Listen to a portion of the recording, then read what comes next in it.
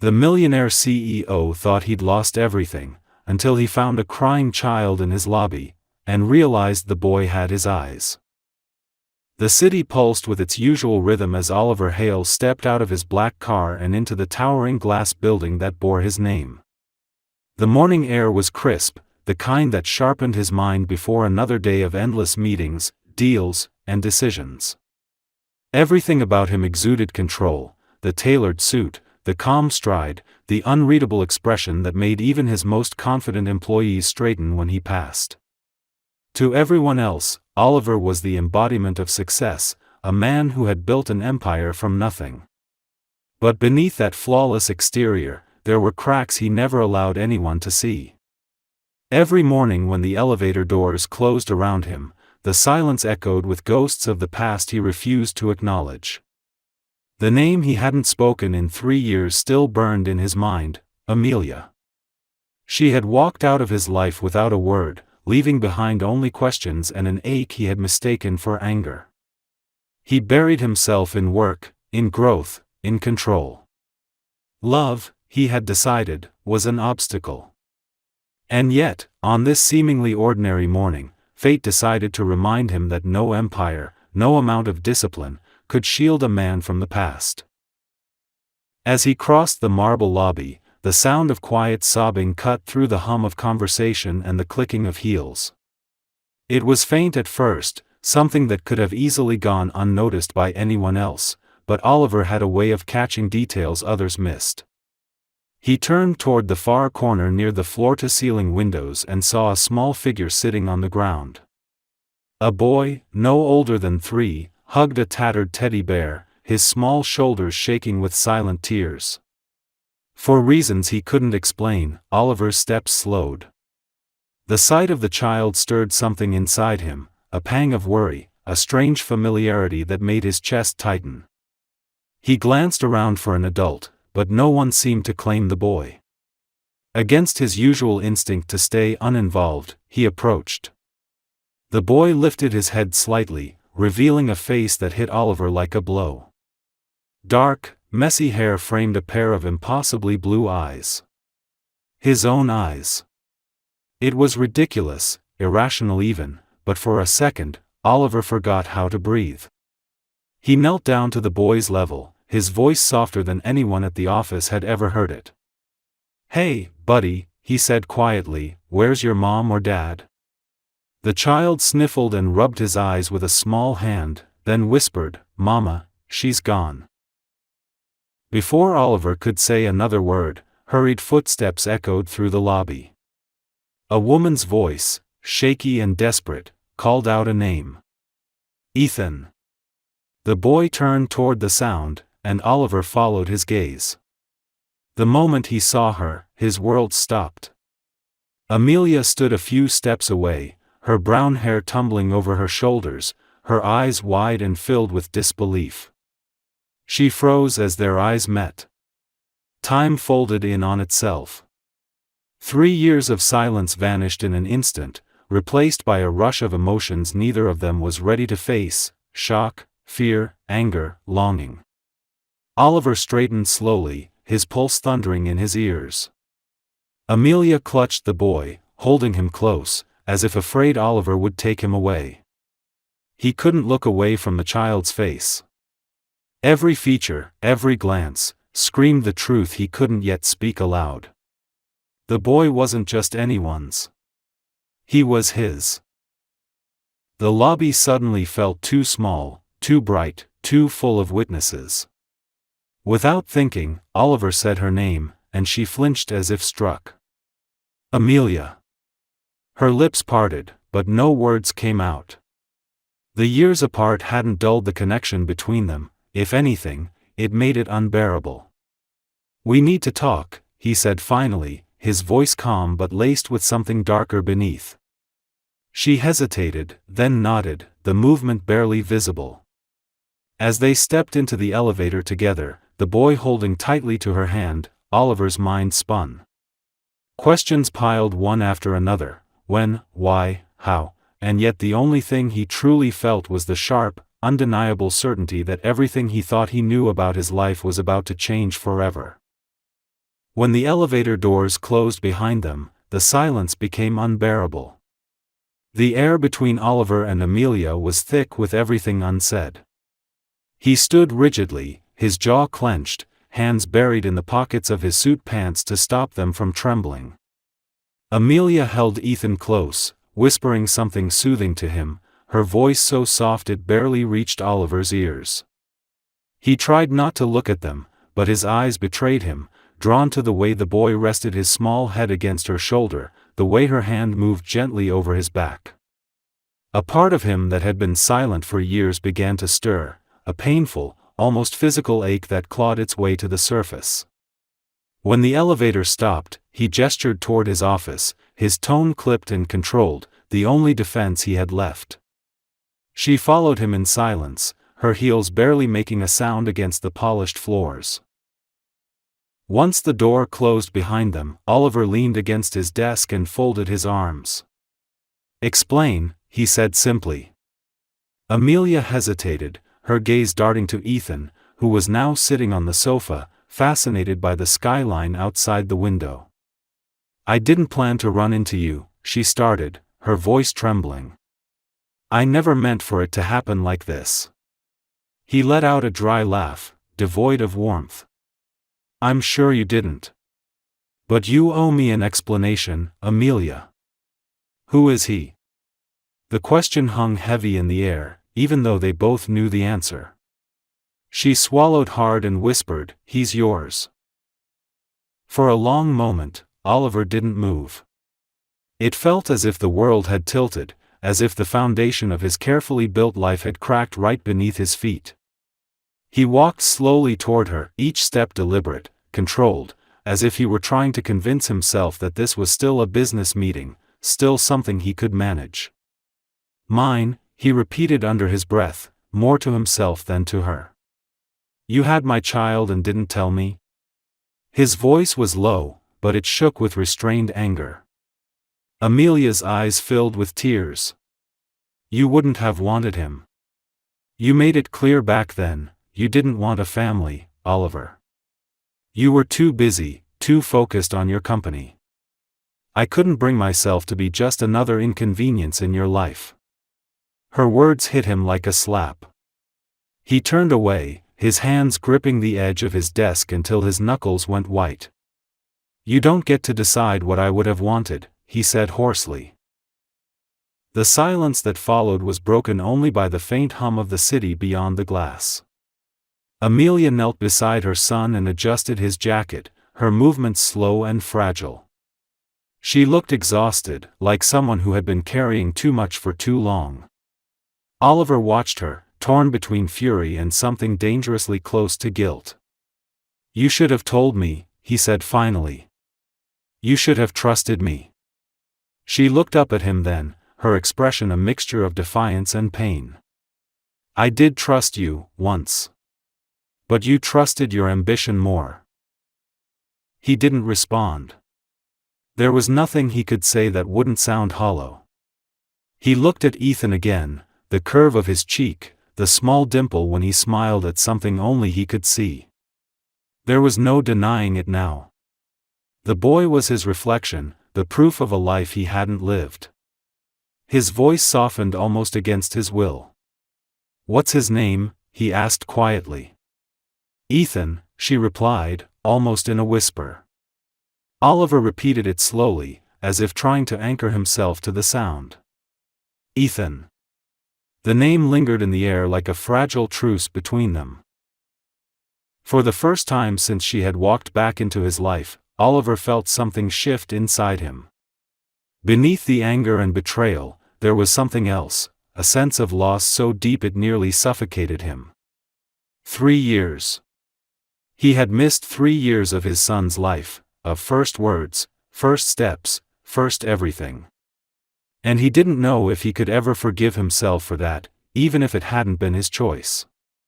He walked to the window, staring out at the skyline that had once symbolized everything he'd achieved. It suddenly felt meaningless.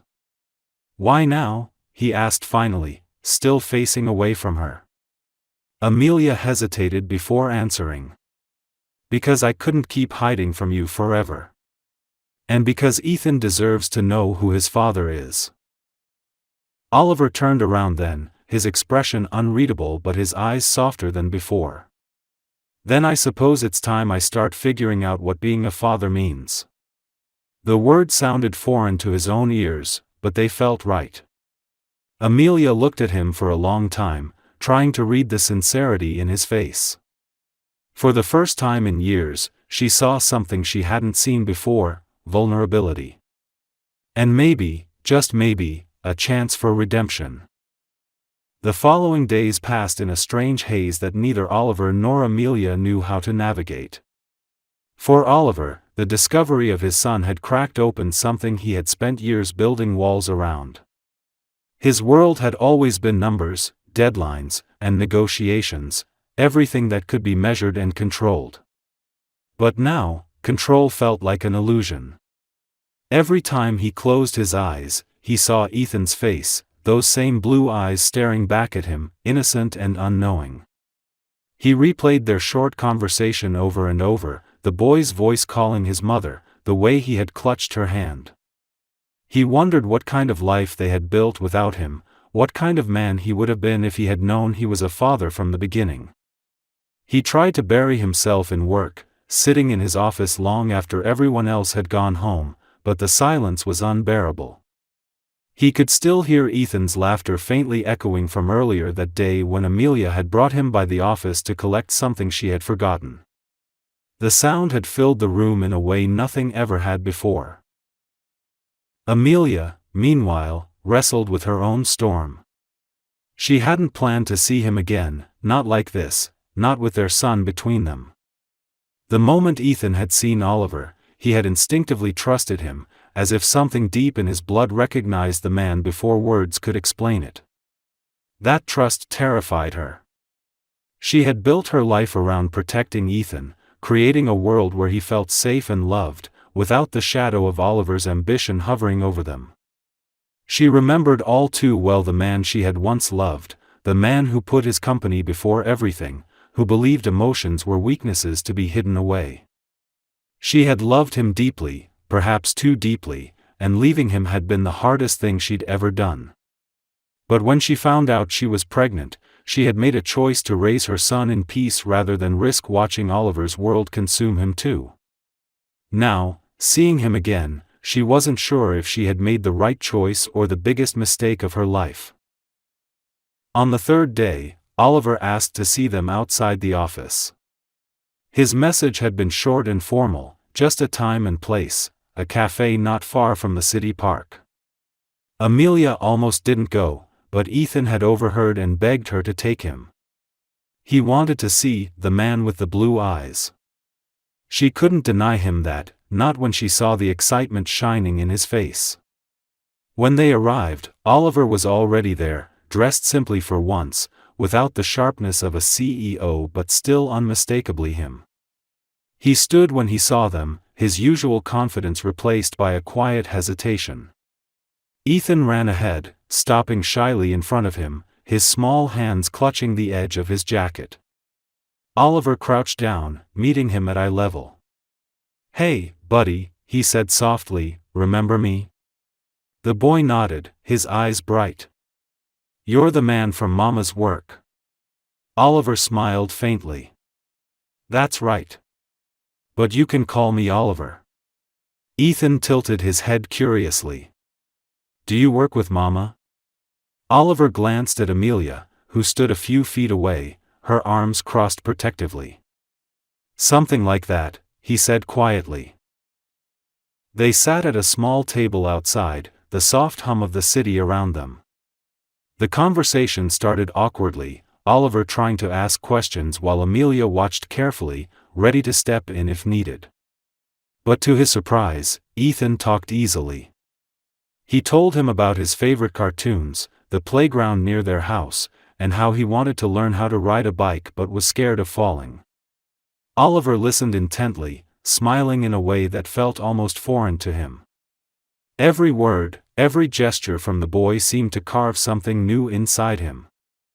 When Ethan asked if he had kids, Oliver hesitated, then said, I think I'm still figuring that out." The boy frowned in confusion, and Amelia quickly changed the subject, but the words hung in the air between them. After lunch, they walked through the park. Ethan ran ahead, laughing, chasing pigeons while Oliver and Amelia followed at a distance. For the first time, they could speak without the walls of his office between them. "He's a good kid," Oliver said quietly. "You did well." Amelia nodded, her expression unreadable. "He's everything to me." He looked at her then, really looked, and saw how much she had changed. The spark he remembered was still there, but it was layered now with something stronger: resilience, independence. "I don't know what to say," he admitted. "I want to be part of his life, Amelia. I missed so much already, and I can't change that, but I want to try." She stopped walking, her hands tightening around the strap of her bag. "And what happens when your work gets in the way again? When the next big deal or the next crisis shows up? You'll choose your company, like you always did." His jaw tightened. "Maybe I did then," he said, "but things are different now." The sincerity in his voice caught her off guard. For a long moment, she didn't answer, her eyes following Ethan as he bent down to pick up a small flower. "You can't just walk back in and fix everything," she said finally. "It's not that simple." "I know," Oliver replied, his voice low but steady. "But I'm not walking away again." There was something in his tone that made her believe, against her better judgment, that maybe he meant it. She said nothing more as they watched Ethan run back toward them, clutching the flower he had picked. "For you," the boy said, holding it out to Oliver. He took it carefully, his throat tightening. "Thank you, Ethan." Amelia turned away, blinking back tears she didn't want him to see. For the first time in years, Oliver felt something that had nothing to do with power or success. It was fragile and terrifying: hope. The next few weeks unfolded like a quiet storm, each day pulling Oliver deeper into a world he had never known he wanted. Every morning, he found himself waking up earlier, his mind no longer consumed by numbers and meetings but by thoughts of a little boy's laughter and a woman's voice that still haunted his dreams. He started finding excuses to leave the office early, something his assistant noticed immediately but dared not question. Sometimes he would drive past the park near Amelia's apartment, just to see if Ethan was playing there. More often than not, he was chasing pigeons or running with other children, his hair glinting in the sunlight. Oliver would watch from a distance, afraid that if he got too close, he'd shatter the fragile balance that was starting to form between them. But one afternoon, when Ethan spotted him and called out his name, all hesitation disappeared. The boy's small hand slipped into his without fear, and for the first time, Oliver felt what it meant to be needed, not as a CEO, but as a father. Amelia, however, struggled to let her guard down. She had seen Oliver's world before: the late nights, the broken promises, the way business always came first. Part of her still loved him, though she wished she didn't. Watching him with Ethan tore something open inside her, something she had locked away for years. He was good with their son, patient in ways she hadn't expected, gentle in ways she didn't remember. But every time he smiled, she could still see the man who once told her that family was a distraction. It wasn't easy to forget how it had felt to pack her things and leave his apartment, heartbroken and alone, carrying a secret she had no idea how to handle. Now, seeing him again, she wanted to believe he had changed, but belief came with risk, and she had spent too long surviving without him to risk everything again. One evening, Oliver called her. His voice was calm but uncertain, a rare crack in his usual confidence. "Amelia," he said, "I'd like to take you and Ethan to dinner. Somewhere quiet." She hesitated, then agreed, partly for Ethan's sake, partly because some small, dangerous part of her wanted to see what would happen if she said yes. When they arrived at the restaurant, Oliver was already waiting, dressed simply but with the same elegance that had once drawn her to him. Ethan ran to him instantly, throwing his arms around his legs, and Oliver's face softened in a way that made Amelia's heart ache. Over dinner, conversation flowed more easily than she expected. They talked about Ethan's favorite stories, about how he wanted to be a firefighter one day, about the little things that made him laugh. Oliver listened with a kind of quiet wonder, realizing how much he had missed. But beneath the laughter, a tension simmered, the unspoken past pressing at the edges of every smile. When Ethan fell asleep halfway through dessert, his small head resting on his mother's shoulder, Oliver's tone changed. "I've been thinking," he said quietly. "About what comes next. About us." Amelia looked at him warily. "There is no us, Oliver. There's you and there's Ethan. That's all." He shook his head slightly. "You can say that, but we both know it's not true.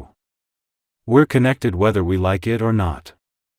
I can't undo the past, but I want to be part of the future. His, and maybe yours too." The words were dangerous, full of a tenderness she didn't trust. "Don't say things you don't mean," she whispered. "You're not the kind of man who stays." His eyes met hers across the table, blue and unflinching.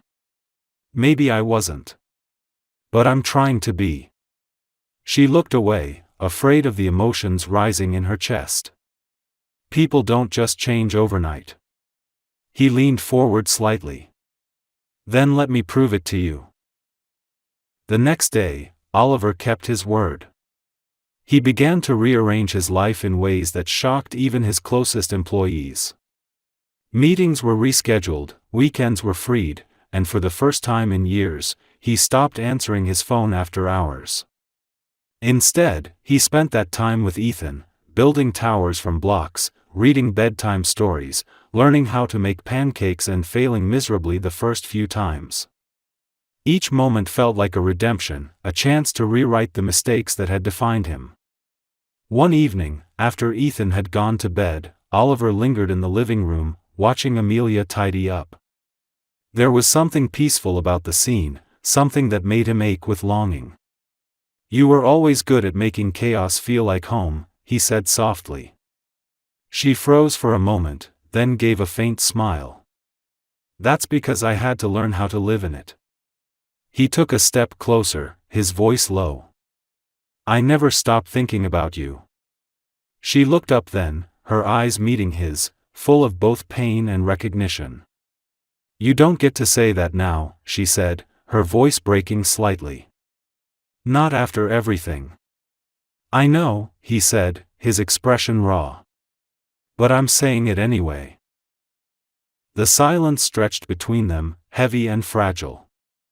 For a moment, it felt as though time had rewound, and they were standing in the same space where everything had begun, and everything had broken. Amelia turned away, pretending to fix something on the counter, but her hands trembled. Oliver wanted to reach out, to touch her shoulder, to tell her that he was sorry for every night she'd cried alone, for every moment she had doubted her worth because of him. But he didn't. Instead, he whispered, "I'll wait, Amelia. As long as it takes." When she finally turned back, her eyes were wet but steady. "You can't fix the past, Oliver," she said quietly. "But maybe, you can stop it from happening again." That night, long after he left, she stood by the window and watched the city lights shimmer in the distance. For the first time in years, she allowed herself to imagine a world where forgiveness didn't feel impossible. And somewhere across the city, Oliver lay awake, clutching a small drawing Ethan had given him, a stick figure family of 3, smiling under a sun that seemed far too bright for the darkness that still lingered between them. Autumn crept into the city with a slow, golden quiet, and with it came an unfamiliar rhythm in Oliver's life. He began to look forward to moments that had nothing to do with power or profit, morning walks to the park with Ethan, quiet evenings spent on Amelia's porch when she allowed him to visit, small things that once would have seemed insignificant but now felt like the most important parts of his day. It was strange how easily a man could be brought to his knees by something so pure. He used to measure success by the rise of his company's stocks or the size of a deal closed. Now, he measured it by the sound of Ethan's laughter and the rare smile that crossed Amelia's face when she forgot to be guarded. And yet, even in the warmth of this fragile peace, there was tension, a quiet fear in Amelia's eyes every time he came too close, a hesitation in Oliver's heart each time he wanted to tell her how much he still loved her. One Saturday afternoon, Amelia invited him to join them at a small fair by the river. It was her way of testing him, though she wouldn't admit it, to see if he could exist in her world without trying to control it. The fair was noisy and bright, filled with families, children, and the smell of popcorn and cotton candy. Ethan ran from one booth to another, his joy boundless, his hand occasionally reaching for Oliver's as if it were the most natural thing in the world. Oliver bought him a small blue balloon and watched as it reflected the sunlight, the color matching his son's eyes perfectly. Amelia walked beside them, quiet but not tense, her hair catching the wind, the corners of her lips softening. For the first time, it felt almost like they were a family. Then, without warning, the past intruded. As they turned a corner, Oliver saw someone he hadn't expected, Daniel Reed, his business partner and one of the few people who knew how deeply Amelia's leaving had affected him years ago. Daniel's sharp eyes flicked between the three of them, taking in the picture they made, the child, the woman, and the man who had once sworn never to let emotion interfere with ambition. "Oliver," Daniel said with a thin smile, "I didn't know you had company today." His tone was polite, but there was an edge to it. Oliver felt Amelia stiffen beside him. "Just spending the day with friends," he replied evenly, his voice betraying nothing. Daniel nodded slowly, his gaze lingering on Ethan. "Cute kid. Looks a little like you." Oliver's chest tightened, but he forced a small smile. "Maybe that's why I like him," he said lightly. Daniel smirked, clearly unconvinced, and after a few words about work, he left. When he was gone, Amelia exhaled shakily. "You think he'll tell people?" she asked. Oliver shook his head. "Let him talk. I don't care anymore." But deep down, he did care, not for his reputation, but for what this fragile, blooming connection might cost Amelia if the world started asking questions. That night, Amelia sat awake long after putting Ethan to bed. She couldn't shake the unease from the afternoon. Her life had been quiet, safe, even if lonely. Now Oliver was back, and with him came the weight of exposure, the fear that everything she had built could unravel. Yet when she thought of how Ethan had looked at him, the unguarded affection in her son's eyes, she felt her resolve weakening. She knew what it was like to grow up without a father. She didn't want that for her child. Still, her heart resisted. Oliver had once shattered her with words that still echoed in her memory. "I don't have time for love, Amelia. It's not part of the plan." The plan. That was what he had called their relationship, a mistake in the script of his perfect life. And yet, here he was now, trying to rewrite it. Could people really change that much? Meanwhile, Oliver found himself haunted by a different kind of guilt. The next morning, he called his mother for the first time in months, something he rarely did. She had always seen through his defenses, even when he'd been too proud to admit he needed help. When she answered, her voice was warm and knowing. "You sound different," she said immediately. "What's happened?" He hesitated before answering. "I found out I have a son," he said quietly. There was a pause, then a soft sigh. "I always knew that woman meant more to you than you wanted to admit." He closed his eyes, feeling the truth of her words like a wound reopening. "I hurt her," he said. "And now I don't know if I'll ever be able to make it right." His mother's voice was gentle. You can't undo the past, Oliver. But you can show her that this time, your love is worth believing in. Days turned into weeks, and the fragile bond between the three of them began to grow roots. Oliver became a constant presence, not only in Ethan's life but slowly in Amelia's too. He picked Ethan up from preschool, attended parent meetings, and sometimes stayed late just to help Amelia with dinner, learning how to chop vegetables while she teased him for his terrible knife skills. There were moments when their laughter filled the kitchen and it felt almost like nothing had ever gone wrong. But those moments scared Amelia the most. Love, she had learned, wasn't always enough to hold a life together. And still, when she saw Oliver fall asleep on the couch one evening, his arm draped protectively over Ethan, her heart betrayed her. She whispered softly, "You'll break me again, won't you?" But no one answered. One evening, when Oliver was leaving after dinner, rain began to pour. Amelia offered to let him stay until it passed, and he accepted without hesitation. They sat in silence, listening to the steady rhythm against the windows. It was peaceful, almost intimate. When she finally spoke, her voice was quiet. "I don't know if I can forgive you, Oliver." "Not yet." He nodded slowly. "I'm not asking you to," he said. "I just want the chance to keep trying." The rain outside grew heavier, and thunder rolled somewhere in the distance, but inside, the air between them shifted. Amelia looked at him, searching his face for the man she once knew and for the one he was becoming. There was sincerity there now, and something she had never seen before, humility. She stood, walked to the window, and whispered, "Maybe that's enough for now." He joined her, standing close enough that she could feel his warmth but not so close that it frightened her.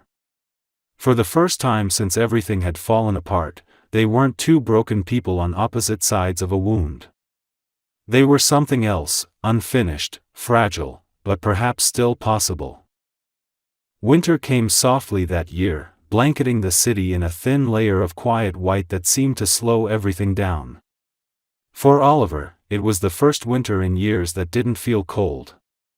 Every morning began with a sense of purpose he hadn't known before, checking his phone not for business updates but for a simple text from Amelia with a picture of Ethan bundled up for school, cheeks red from the cold, blue eyes bright. It had become a ritual between them, one neither dared to label, but it meant more to him than any deal he had ever signed. When he could, Oliver would drive across town to join them for breakfast, slipping into Amelia's small kitchen with a shy smile and a bag of pastries. Ethan would run to him instantly, talking about his dreams or the snowman he wanted to build, while Amelia stood by the stove pretending not to notice how the sight of Oliver there made the room feel too small and too alive at the same time. Their closeness grew slowly, like frost forming on glass, delicate, almost invisible, but spreading quietly until it was everywhere. Oliver had started showing up at Ethan's preschool events, sitting in the back, keeping his distance so as not to confuse anyone, but always there. Amelia noticed how her son's face lit up when he spotted him in the crowd, and part of her heart began to thaw despite her fear. She told herself she was letting Oliver be around for Ethan's sake, but deep down she knew she was no longer protecting just her son, she was protecting herself from the way her feelings for Oliver were coming back stronger than before. One night, when Ethan was asleep and Oliver had stayed late to fix a broken cabinet door, they ended up sitting together on the floor of the living room, surrounded by tools and laughter. The air between them felt charged, like something was waiting to happen, but both were afraid to cross that fragile line. Amelia finally broke the silence, her voice quiet. "You're good with him," she said, meaning it more than she wanted to admit. Oliver looked up from where he sat, his fingers brushing against the wooden frame. "I wish I'd been there from the start," he said softly. "There's so much I've missed." She sighed, tucking her hair behind her ear. "You can't change the past, Oliver." "No," he said, his gaze steady on her face, "but maybe I can make the future better." Their eyes met for a moment too long, and she looked away first, standing quickly to avoid the warmth rising in her chest. "Don't say things you don't mean," she murmured.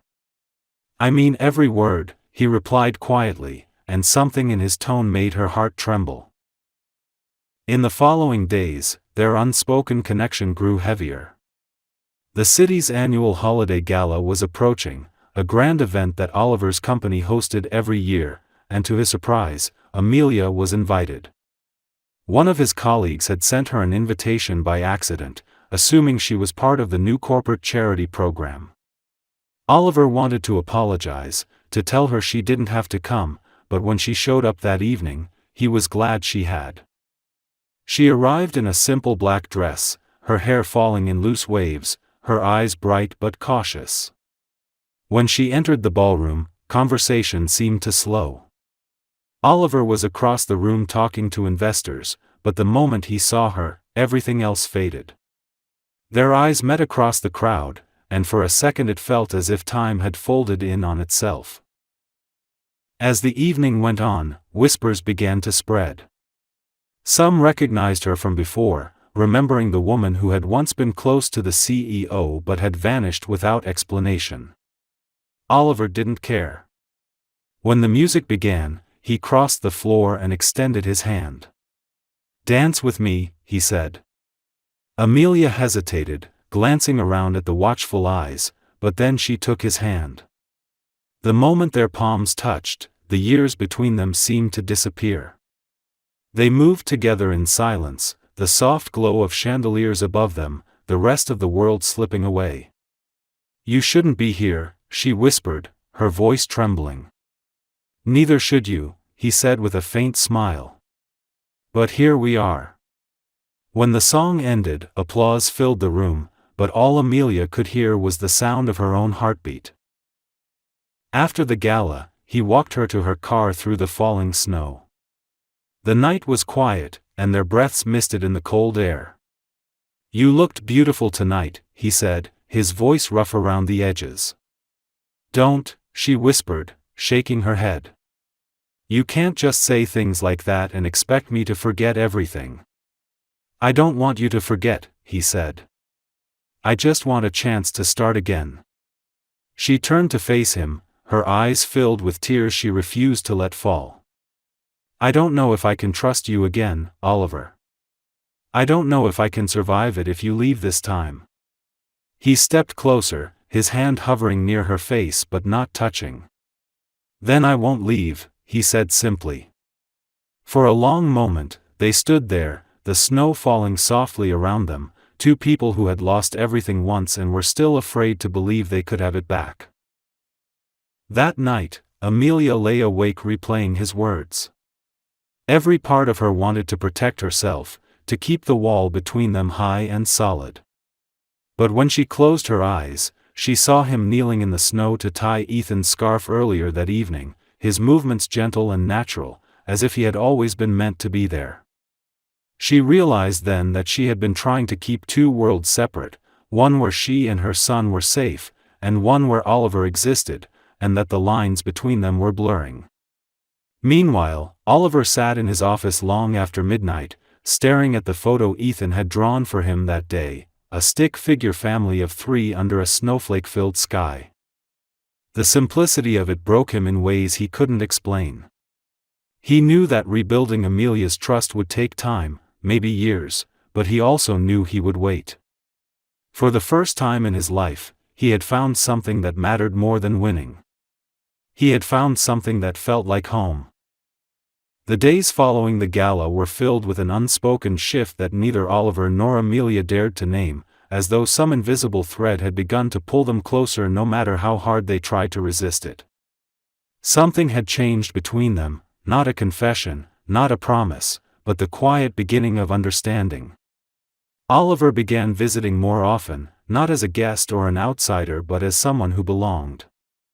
He helped Amelia fix the leaky faucet in her kitchen, carried groceries up the stairs, and stayed late helping Ethan with puzzles or bedtime stories until the boy fell asleep mid-sentence. Each of these small moments felt to him like fragments of a life he had been denied for years, and now that he had found it, he was terrified of losing it again. He had spent so long running from the idea of family, telling himself it would only make him weak, but every time Ethan reached for his hand or Amelia looked at him with that mixture of confusion and tenderness, he felt something inside him settle into place.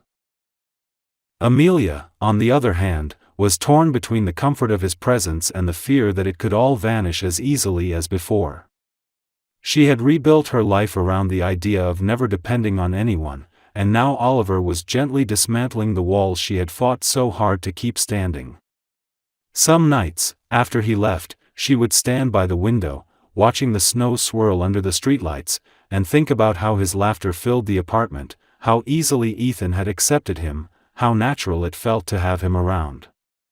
But then she would remember the look in his eyes the night he had told her he didn't have time for love, and the memory would cut deep enough to make her retreat again. Still, something inside her was shifting. She could see the change in him, how his eyes softened when he looked at their son, how he no longer checked his phone every minute, how he seemed genuinely content to sit on the floor building toy cities with Ethan instead of sitting in a boardroom. One Saturday morning, they went ice skating together. Amelia had hesitated at first, saying it would be too crowded, but Ethan's excitement had convinced her. The rink was filled with laughter and the sound of scraping blades, and the air smelled of cocoa and pine. Oliver had never been graceful on the ice, but he tried anyway, clinging to Ethan's mittened hand as the little boy pulled him forward, giggling. Amelia stood by the edge, watching them, and for a few moments she forgot everything, the pain, the distance, the years of separation. When Oliver finally managed to skate over to her, slightly out of breath but grinning, he held out his hand. "Come on," he said, and for once, she didn't say no. They moved carefully at first, her fingers gripping his arm, both laughing as they stumbled together, but then something changed. Their laughter softened into quiet smiles, their movements began to find rhythm, and for the first time since their world had broken apart, it felt whole again. That evening, after putting Ethan to bed, Amelia sat by the fireplace while Oliver lingered nearby, his jacket draped over the chair. They didn't speak for a long time. The silence between them wasn't uncomfortable, only heavy with things unsaid. Finally, she broke it. "Why now, Oliver? Why are you doing all this now?" He looked at her, his expression unguarded. "Because for years I told myself that love was a weakness, that I couldn't build a life and feel at the same time. And I was wrong. You were right about everything. I lost the only thing that ever mattered because I was too afraid to be human." She shook her head slowly, her voice trembling. "You can't just show up and expect everything to be okay. It's not that simple." "I know," he said softly. "But I'm not going anywhere this time." The sincerity in his tone frightened her more than anger ever could. She turned away, staring at the flames, trying to steady her breathing. "You talk like you can undo the past." "No," he said, moving closer, his voice almost a whisper. "But maybe I can stop the future from being another mistake." For a long moment, they just sat there, the firelight flickering between them. Then, without really thinking, Amelia leaned her head against his shoulder. It was a small gesture, almost tentative, but Oliver froze, afraid that any movement might break the fragile peace that had settled over them. Her voice, when it came, was barely audible. "You hurt me, Oliver. You broke everything." "I know," he said quietly. "And I'll spend the rest of my life proving I'm sorry, if you let me." She didn't answer, but she didn't pull away either. Outside, the wind howled softly against the window, and for the first time in years, she allowed herself to believe that maybe forgiveness wasn't impossible after all. Over the next few weeks, something resembling normalcy began to take shape. They fell into a rhythm. Oliver would visit in the evenings, help with dinner, read to Ethan, and sometimes stay late talking with Amelia after the boy was asleep. It was fragile but real, a quiet rebuilding of something that had once been destroyed. One night, when Ethan asked if his dad would come to his school play, Amelia hesitated before answering, but Oliver spoke first. "I wouldn't miss it for the world," he said, and he meant it. The look on Ethan's face made Amelia's throat tighten. When the night of the play came, Oliver sat in the front row, his heart pounding as if it were his first major presentation all over again. When Ethan spotted him in the crowd, he waved so hard he nearly knocked over the other kids on stage. Amelia, sitting beside Oliver, couldn't stop smiling. It was the first time they had sat side by side in public in years, and though people whispered, she didn't care. After the play, as they walked out into the cold night, Ethan held both their hands, swinging them back and forth, humming a tune from his performance. Oliver looked down at him and then at Amelia, and in that moment, something inside him settled completely.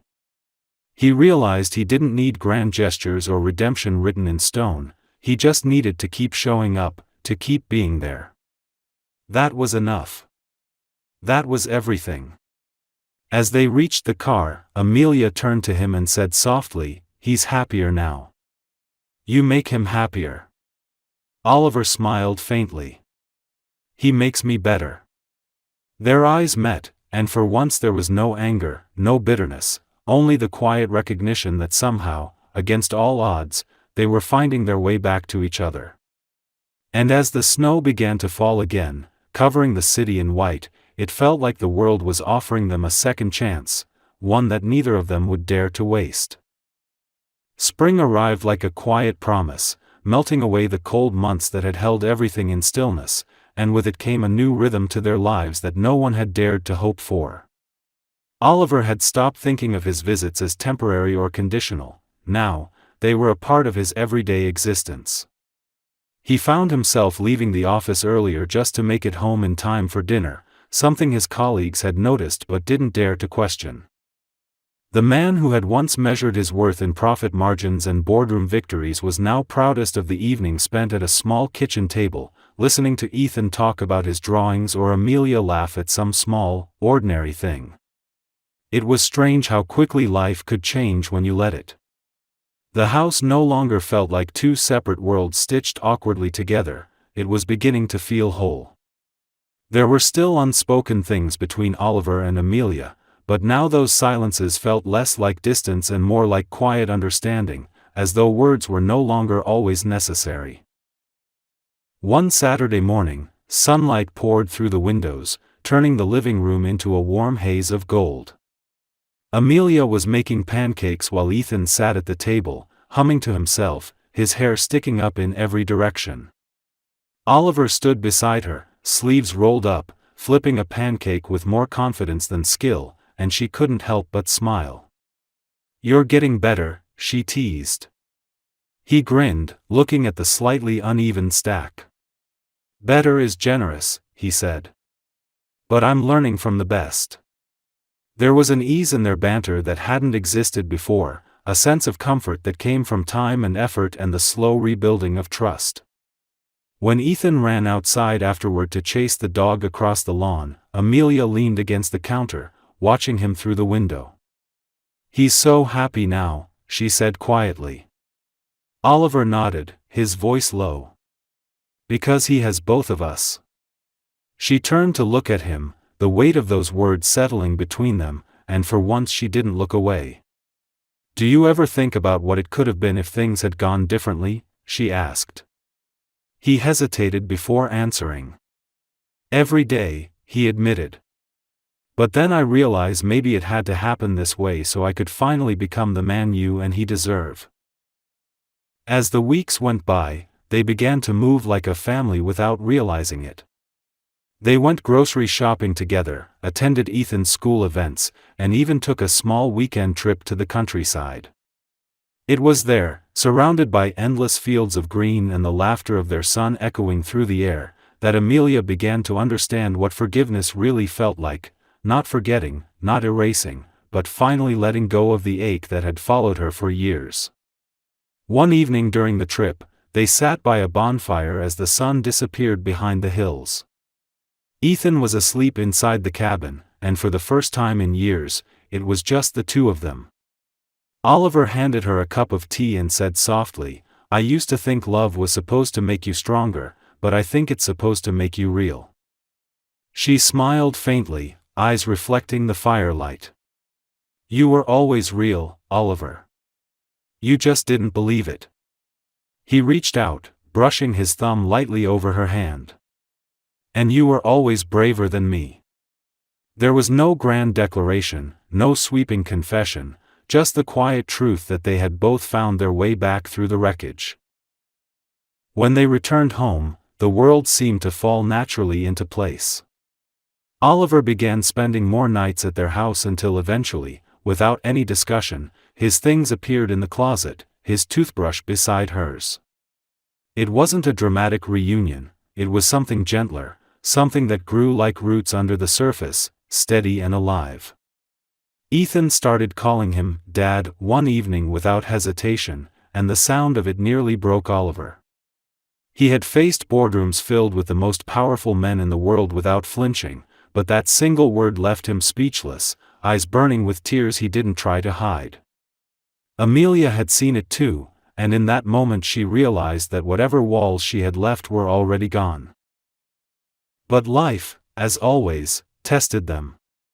One afternoon, while Oliver was at work, an unexpected call came in. A journalist had gotten hold of a photo of him and Amelia together with Ethan, a headline forming around the story of the reclusive CEO's hidden family. Panic surged through her. She had worked so hard to keep their private life away from the world that had once destroyed her peace.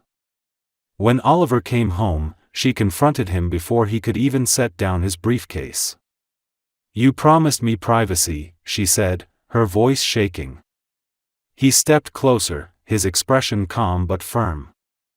"I didn't leak it, Amelia. But if it's out there, then we'll face it together." She stared at him, torn between fear and the part of her that wanted to believe him. "You don't understand," she said. "Your world ruins everything it touches." He reached for her hand, but she pulled back. "That's what I used to believe," he said quietly. "But maybe this time, we can prove them wrong."